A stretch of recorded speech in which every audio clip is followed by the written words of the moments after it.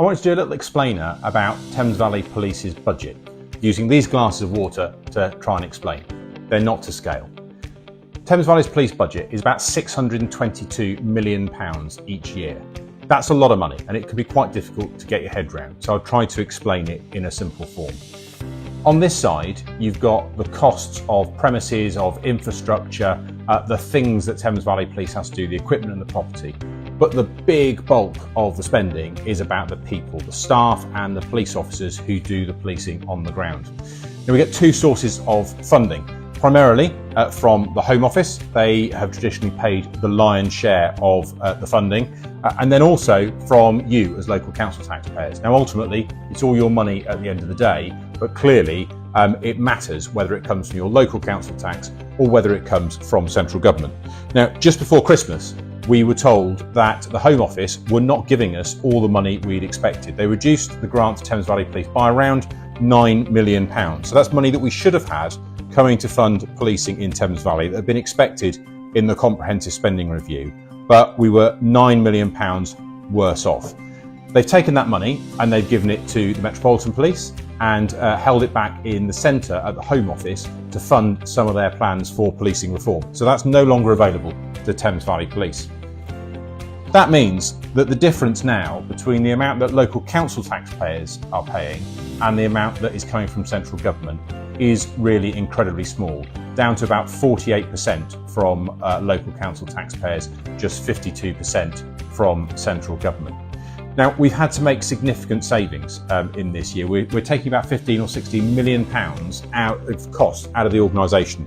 That's by smarter procurement, that's by sharing services with other police forces and making some difficult decisions about how we do spend the small amount of money that we have got.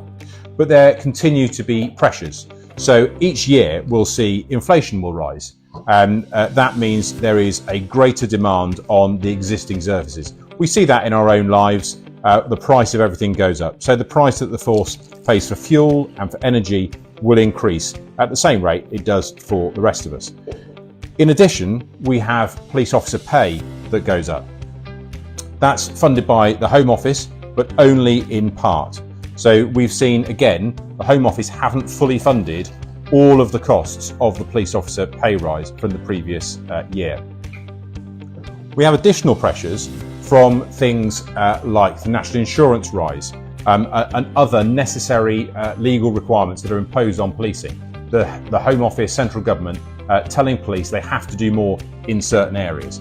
And that means that the funding we have from local council taxpayers and the Home Office doesn't quite cover the increase in costs that we have each year.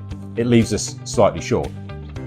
We have an announcement from the Home Office that they are going to fund or help us fund 53 additional neighbourhood police officers. But you might notice these additional officers, their glasses are far from full. They're only funding 40% of those posts. That means in order to make the sums add up, we're having to take money from elsewhere in the organisation simply to deliver the neighbourhood funding, the neighbourhood police officer posts that have been promised by the government. They're making the promise from London, but they're expecting local council taxpayers to deliver it in the end. So we will see 53 additional neighbourhood police officers in Thames Valley, but it will come at a cost. It will come at a cost to the rest of the organisation, and it will come at a cost to local council taxpayers. That should be a concern for everyone. And as we see the announcement yesterday in the white paper, more and more money is likely to be held back in the centre for the new national police force, which is going to be less resources getting down to the front line.